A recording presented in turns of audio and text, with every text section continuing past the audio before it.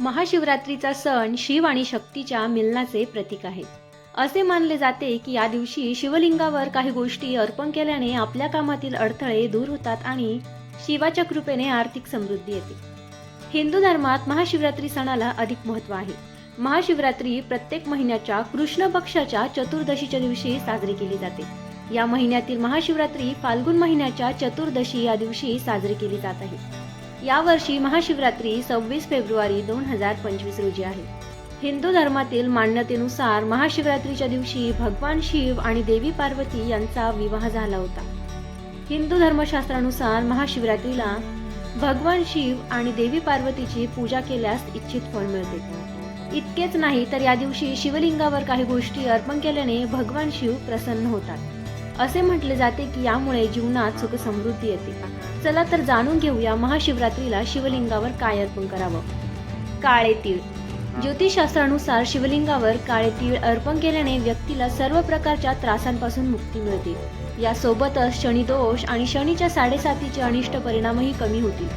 पितृदोष असणाऱ्यांनी महादेवाला काळे तीळ अवश्य अर्पण करावे. असे केल्याने पितृदोष कमी होण्यास मदत होते. बेलपत्र. बेलपत्र हे महादेवाचे सर्वात आवडती गोष्ट मानली जाते. असे म्हणतात की देवी पार्वतीने स्वतः भगवान शंकराची बेलाच्या पानांनी पूजा केली होती. म्हणूनच बेलाची पाने शिवाला खूप प्रिय आहे. शिवपूजनात बिल्वपत्राचा वापर केल्यास शंकराची विशेष कृपा होते, अशी भाविकांची श्रद्धा आहे. बेलाच्या पानाचे आरोग्याच्या दृष्टीनेही महत्त्व आहे. भांग किंवा धोत्रा. शिवपुराणानुसार समुद्र मंथनाच्या वेळी विषाचा प्यालाही बाहेर पडला. मात्र हे विष किंवा हलाहल तेव्हा कोणीही प्राशन करू शकले नाही. तेव्हा सर्व देवी देवता विषाचा प्याला घेऊन भगवान शंकराकडे आले. सृष्टीचे रक्षण करण्यासाठी भगवान शंकराने ते विष पिऊन घेतले. विषाचा प्रभाव कमी व्हावा म्हणून सर्वांनी शिवाच्या मस्तकावर भांग आणि धोत्रा ठेवला. तेव्हापासून भगवान शंकरांना भांग आणि धोत्रा अर्पण करण्याची प्रथा पडली आणि तिला धार्मिक मान्यताही आहे. चंदन.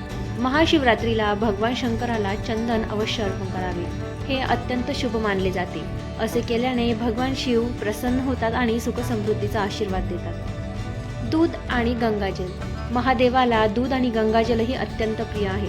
महाशिवरात्रीच्या दिवशी भगवान शंकराला दूध आणि पाण्याने अवश्य अभिषेक करावा.